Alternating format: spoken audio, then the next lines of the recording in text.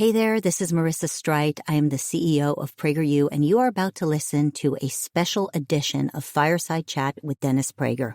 Those of us here at PragerU are continuing to do the very important work that we've been doing with him for over 10 years. We are educating millions of young people online. We have state partnerships to bring our content into schools and so much more. You can head over to PragerU.com to see the progress that we've been making. Also, I'd love to invite you to support our mission by donating to our 501c3. It is a nonprofit. Your tax-deductible donation will go to an institution of higher learning that actually shares your values. So enjoy your podcast, and thank you so much for all your support. Hi, everybody. Dennis Prager here. Welcome to the Fireside Chat. Otto, the great American dog, is hyperventilating today because he was taken to the vet. He had actually a scheduled surgery, nothing terribly serious, happily, but needed one. But for whatever reason, they couldn't find a vein, and so he got a little worked up. He's very rarely worked up. As you well know, folks, some of you actually have thought he's a stuffed animal in the past. So Otto and worked up don't usually go in the same sentence. But that's the reason for a little hyperventilating. But nevertheless, good chap that he is. He went into position in any event for the Fireside Chat. So I'm Dennis Prager. I welcome you to number 189. 89. We are 11 away from the 200th. We should do something special on the 200th. Yeah? Don't know what. Well, this is an opportunity for me to simply talk to you about what's on my mind. Very unrehearsed, spontaneous, not reading off any prompter or anything else. And you have a chance to ask me things that are on your mind. So I will begin with a couple of comments. Today I want to specialize in taking your questions because it's been a few weeks since I've gotten to take a lot of questions. But there is something I do want to share with you, and that is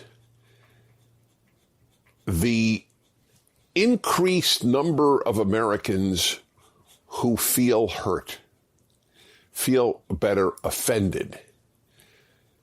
We have gone from a very strong people. Oh, look at that. This is rare, but now you understand why. We're going to let him out. He wants to go out, and who knows why. I don't think he's ever gotten out of his bed. Pretty rarely. Pretty rare. Yeah. All right. I know that there's sort of a hole in all of our lives right now, but we will endure. People have gone from being a strong people, Americans, pretty hardy people, land of the free and home of the brave. That's in the national anthem of the United States. It isn't so much is it true as it is that's the self-perception that Americans have had of themselves. Free was certainly true, and brave was often true. If you're easily offended, you're probably not going to be terribly brave. This notion of easily offended can bring down a society, and it obviously brings down the individual. And I will be very candid with you. I am attacked, as many of you may know, and if you don't know, you can easily find it on the internet. Put in any expletive with my name, tens of thousands of hits will come up. The worst expletive you can imagine. or any, moron, fool, idiot, fascist, none of them offend me. They have no impact on me. But I have a better example of how early in my life I struggled with so many of the issues that I worked through a lot of issues when I was young. That's a big advantage that I have, and I don't take credit for it. That's my nature. And so at a very, very early age, I had to work through or forced myself to work through big issues. Here's an example. This I remember very well. I was in my early 20s. I've always had an interest in photography. To this day, I love cameras. I love taking good pictures. And I went with a friend, a fairly new friend in my life, to a camera store in New York City. I lived in New York City till I was 25 years old. And we went to a camera store, and when we left the camera store, he said to me, "Wow, I really Jewed him down." That's a saying used, not obviously often. Many of you probably never heard it, but it's used, and it's obviously an offensive term with regard to some stereotype about Jews being cheap or whatever it might be. I had never heard the phrase before, and I knew it wasn't a complimentary phrase. And my mind did a real fast debate. How should I react to his saying that? And in effect, how offended should I be as a Jew? And the second one was much simpler. I wasn't offended in the least. Because he wasn't directing it to hurt me. When taking offense has to have something to do with somebody's intention if they want to offend you, correct? Whether you're offended should depend on a whole host of things. What did the person intend to do? And was it really offensive, etc.? I'll get to that. But anyway, I immediately assumed this guy, if I'm his friend, he's not an anti-Semite, okay? I mean, that was the very first thing that was in my mind. The guy's he came from rural Canada. Probably never met a Jew before me in his life. Or if he did, it was pretty rare. And certainly in rural Canada, you're not going to find many Jews, if any at all, in some places in Canada. So I wasn't offended in the least. I was struck by the phrase, which I had never heard, and then later learned it was not an uncommon phrase. As to how I reacted, in retrospect, I could have said, it's really its origins are anti-Jewish. It's probably best not to use the phrase, but I didn't say anything. I just let it pass because I didn't want to be his moral instructor at the time, and I'm not saying I was right. I was like 21 years old. You don't always make the best choices, but I did make a good choice in not being offended. I'll give you another example. A guy called my show once. It was also about my being a Jew. And he said, Dennis or Mr. Prager, I don't know what he said, or maybe neither, said, Jews control Hollywood. So I knew he wanted to get a rise out of me. I mean, why else would he say it? And I remember I said something to the effect, to tell you the truth, Jews are disproportionately represented in Hollywood. What's your point? And he had no point. His point was to rile me up, was in fact to probably get me offended. And then I said, can you name one example of all these Jews in Hollywood doing anything to benefit Jews? What was the last pro-Jewish film you saw? What was the last pro-Israel film you saw? It was probably Exodus, which was released in the 1960s. So the guy was dumbfounded, but he had no point. It meant nothing. So you have to ask yourself, and this is the thing people don't understand. You choose. This is my point. You choose whether or not to be offended. It is a choice. It is not a given. A guy makes a comment on how you look. You're a woman, and makes a comment on how you look. Why would you be offended? I mean, if he says you look ugly, then I understand that. But very few guys say to women, boy, you really look ugly today. It's usually some compliment. But you have been taught, if you're female, to be offended at any comment made about your looks, even if it's positive. That's bizarre. That is totally bizarre. Did he say it to offend you? And what's offensive? Maybe you would say, the office is not the place to make such a comment, which is probably true. But it's not offensive. Why are you offended? Because you were taught to be offended. That's the reason. So this is very important. That are Indians, American Indians, Native Americans, are they offended by the name until now of the Washington Redskins? The Washington Post, which had been for a year constantly editorializing against the name Washington Redskins, did a massive survey of American Indians, found 90% didn't give a hoot about the name Redskins. The white lefties at the Washington Post were offended. American Indians were not. Why is it offensive? They didn't think it's racist. It wasn't meant to be racist. It wasn't racist. Somebody once called my show and he said, when I defended the Washington Redskins name and the Cleveland Indians name, by the way, the Cleveland Indians dropping their name or just their logo? I don't remember which. In any event, the guy calls up and he said, oh, really? You don't think it's a problem to have the Cleveland Indians or the Washington Redskins? What would you think if there were a team named the Jews? And I'll never forget my response. I'm very proud of it. I said to the guy, sir, for 3,000 years, Jews have been looking for fans. It would be one of the great moments in Jewish history. Let's go Jews. Yay, Jews. Buy Jew paraphernalia. Get a Jewish hat.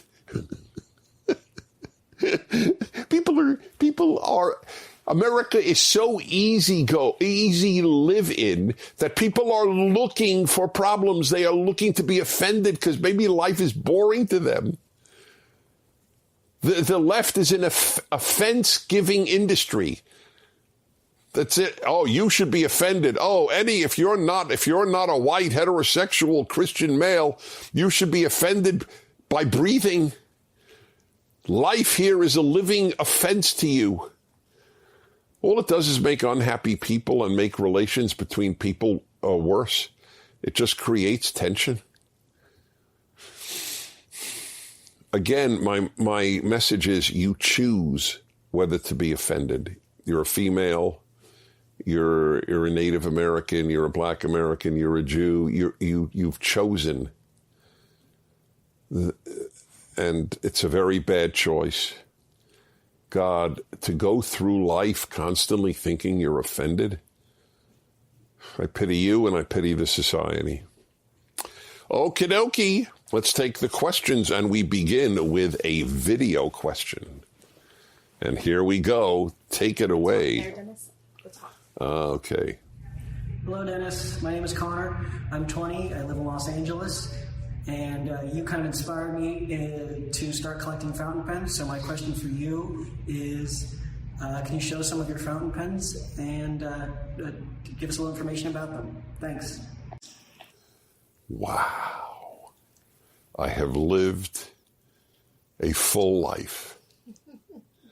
A 20-year-old has been inspired into fountain pens. I have a crusade on behalf of fountain pens. They are so much fun to write with. They're so beautiful. The richness of the ink flow from it. Most of you have never even seen one, let alone written with one. In fact, a lot of people don't even write with anything anymore. But by the way, it's a very good thing to write. You actually remember better. I always, when I give a speech, I write very few notes. Most people are unaware that I even have any notes because it's usually on the back of a business card. But I never type them out and then print them out. I always write them out because I remember better what I've written than what I have printed. Tests have been done that when you handwrite something, you are much more likely to remember it. But knowing that this was the question, I chose a few of my favorite pens very quickly, and they're all from different countries nearly. So this is my current beauty. Can we zoom in? Because these are, you see it? Yeah. This is a stunningly gorgeous pen from France, and it writes like a dream. This is one of the richest blue. This is a beautiful American pen, also writes like a dream. And that one is black. And perhaps my all-time favorite is from Switzerland. This is a very, I would say masculine pen. It's sort of like armored steel. And it's this pen, I had the same pen about 20 years ago, and I left it in a New York taxi. And it's expensive. And I could have bought a replacement. I'm revealing something about myself which may or may not elevate me in your eyes. But I'm not telling it to you as a good or bad thing. I'm just telling you what I did. I did not buy the replacement for another 5 to 10 years. I don't remember how long. Because I wanted to sort of pay the price of losing it. Isn't that interesting? But anyway, now I have it. It's a magnificent pen. It's from Switzerland. This one is from Italy. The Italians have a natural ability to make beautiful things. I guess I have some partiality to blue in many of these. 3 more to show you. This one is a lavender purple, I guess. Yes, a purplish. Japan make the nib. The nib is what the ink comes out of on top here. They're usually gold on the best pens, and they're steel on less expensive pens. The Japanese letters, have you ever seen? They're very, very complex. They're characters. They're not letters. So a Japanese pen has to be very precise and fine-pointed to be able to write Japanese characters. So in a certain sense, the Japanese probably make the best nibs because of the Japanese language. 2 more. Another stunning blue one from Germany. And finally, where is my final one from? This also is from Germany. This is Porsche Design. Isn't that interesting? Porsche Design, a fountain pen. Can I give you these to hold for me? So anyway, enjoy yourself. They go from, $20 to $2,000. And go on the internet or go to the Ideal as a pen store. Okay, that was. By the way, on my happiness hour on my radio show, and I've written a book on happiness, I point out the more things that bring you joy, the happier a human being you will be. And I am blessed that a lot of things bring me joy. Okay, do I double click here? Yeah, I do. Next, Christina, right? Is that the first one? Yeah. 30 years old, Lynchburg, Virginia. Hi, Dennis. Hi, Christina. I've been listening to the Fireside Chat for about 6 months, but I've been working through them mostly chronologically. How do you weigh the importance of a person's motive/intention behind an action against the goodness/evilness of it? How do you weigh their intention against the net result of it? Aside from knowing we're human and inherently fallible, how do you reconcile well-intended efforts that have had bad consequences? Well, I could spend, obviously, the whole opening comments on this particular matter. So there's a difference. For example, let us say I bought you a Christmas gift, and I had only good intentions, and it was not something you wanted at all. What matters then is that I intended to give you a nice gift. So their intention is 90%. That's a non-issue. But the result, remember, is not evil. It's disappointment on your part, but no evil was done. But when people have good intentions and evil is the result, I have contempt for those people. It does not in any way excuse the evil of the result that they intended well. The 20th century is filled with people with good intentions who did massive evil. The biggest example is communism.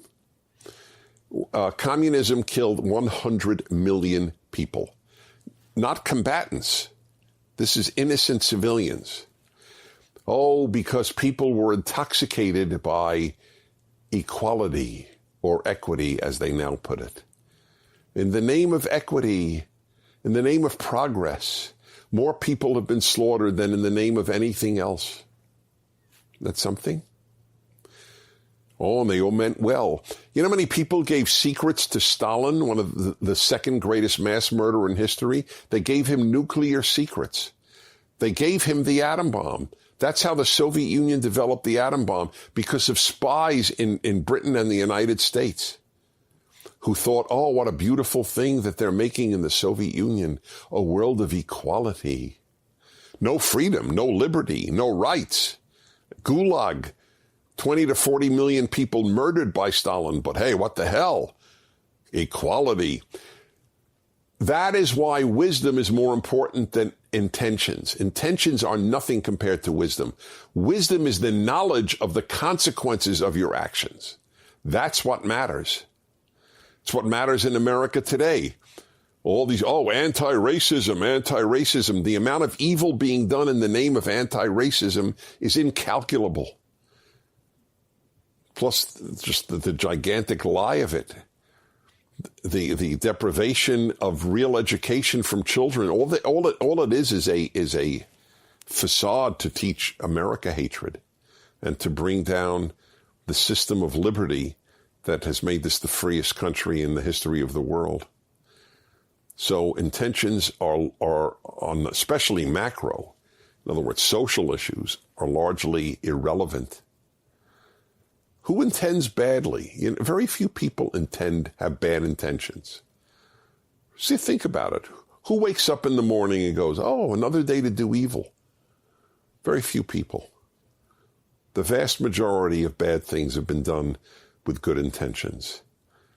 Okay, very important question, obviously.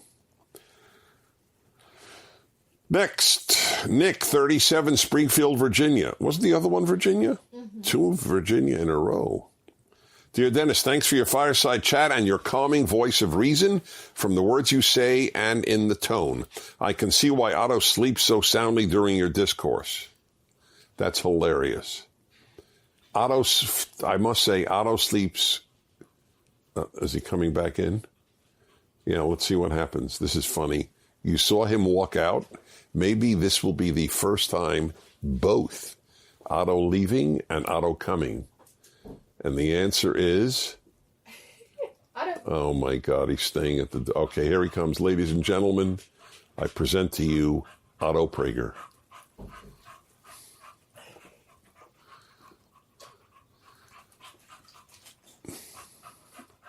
This is all because he was at the vet today. This is, as you all know, he would be sleeping right now and probably snoring. All right, he is. It is what it is. All right, Megan, that's the famous Megan Arm. No, he's gone. This is atypical behavior, but he was traumatized at the vet. Okay.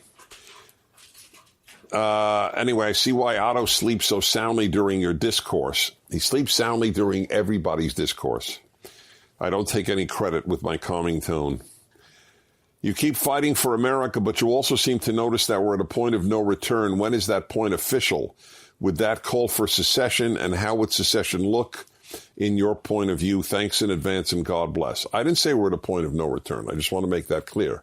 We're not at a point of no return, but we are at a tipping point. There's no question about that.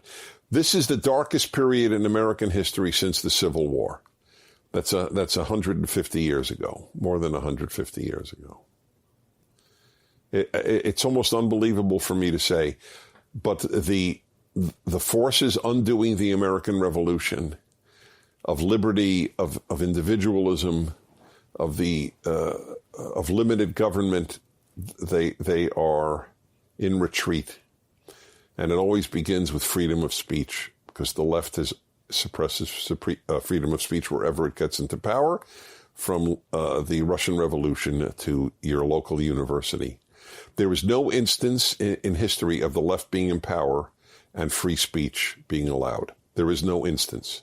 And America is no different. Liberals love free speech. Conservatives love free speech. The left has never allowed for it. At what point could you see secession? Well, there already is something akin to that taking place with a great many conservatives, people who do believe in freedom, leaving blue states and going to red states. That's one example of this happening. Many Californians where I live are moving to Texas, for example, or Florida, and they want freedom.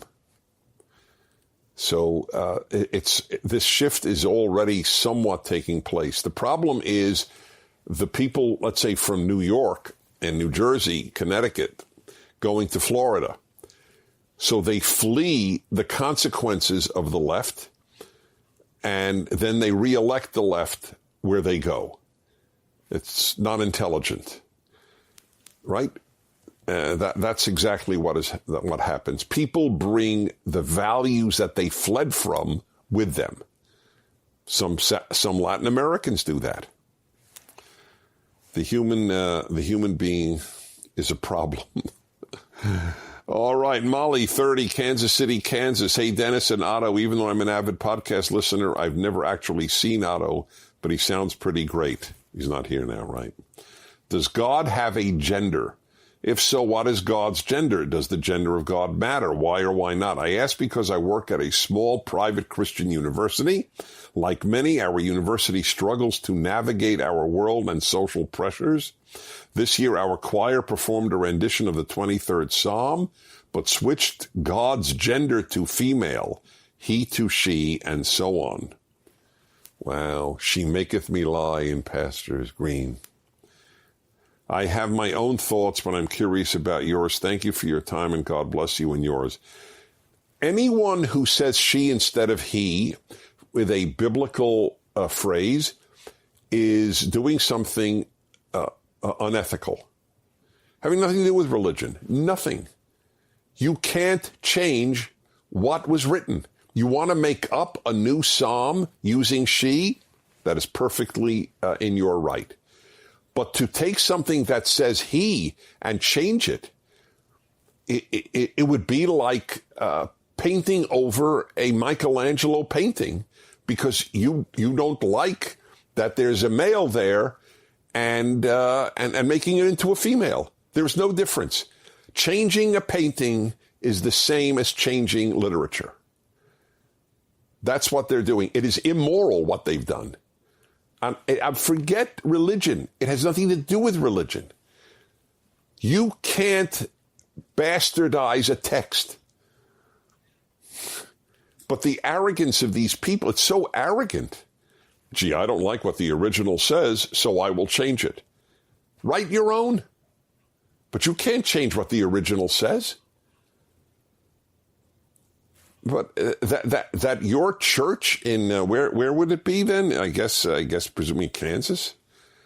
That a small church in Kansas would do this shows you how much leftism has infected normative Christian life, as it has Jewish life and Catholic life. Does God have a gender? No, God does not have a gender. However, God is depicted in male form. There's no neuter in Hebrew. So you either depict God as male or female. If you read my Rational Bible, and I have a lot of dignity, but I beg you to read it. Not for my sake, but because if that's the wisest books ever written with the Bible. And in Genesis, it's called the Rational Bible, my commentary on the first 5 books. Third book is coming out, Deuteronomy. But Genesis has been published, and I have a very long essay on why God is depicted as male and not female. And I'll give you one hint. Because God is a moral authority, and when God says, be good and be compassionate, Men are more likely to listen to a male saying be good and compassionate than to a female. It's more effective. Ask single mothers, or ask married mothers for that matter. Anyway, I have an essay on why God is depicted as male in my Genesis commentary, the Rational Bible. But God himself does not have a gender as such. God does not have male organs. Well, God is not physical, so it's sort of irrelevant. But changing the words of the text is profoundly wrong. How's our timing? About 30. Wow, the inner clock is still working. Goes fast. I hope you think that. It's good that I think that, but I hope you think that too. So, my friends, I was going to say on behalf of Otto, but it's because that's instinctive. Otto, who is a little hyper from his visit to the vet, is not present for me to say in his name. Anyway, it's great to be with you. I'm Dennis Prager, and I'll see you next week. Tomorrow on Timeless Wisdom with Dennis Prager. I realized in high school at yeshiva that I wasn't getting the answer to the biggest single question I had. And I thought the biggest single question every Jew had, but they didn't acknowledge it. And that is, why be Jewish? Join us tomorrow to hear more on Timeless Wisdom with Dennis Prager.